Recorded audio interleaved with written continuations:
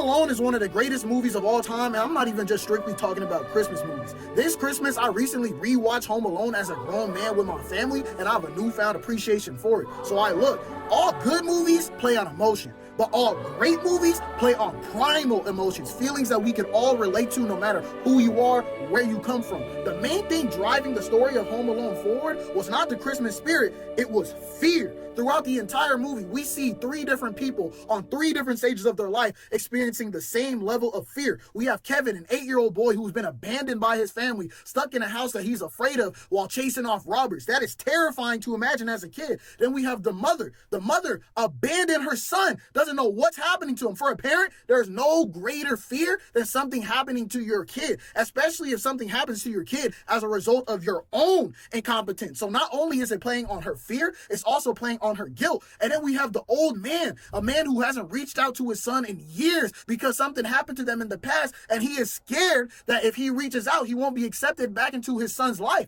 And also, that old man is also a reflection, a mirror of Kevin's current situation, just at a later stage in life. That is genius. There are not many films that can get all three generations to feel the same emotion. And even at the end of the film, when Kevin and his mom finally reunite, it's not one of those, oh my God, Kevin, I miss you. Oh, I love you. So it's not one of those scenes. It gets to that, but not at first. Because the first thing Kevin's mom says to Kevin is Merry Christmas. And Kevin's just like this. He doesn't say a word. It's only after she says, I'm so sorry, Kevin, and takes accountability for what she has done that Kevin starts smiling and they hug. She had to acknowledge the trauma that she inflicted on him before they move on. And that's also real because a lot of times parents don't want to admit when they're wrong, but this showed that parents are human too. Anyway, I think Home Alone is one of the greatest movies of all time. It deserves more flowers than it gets. And y'all let me know what you think.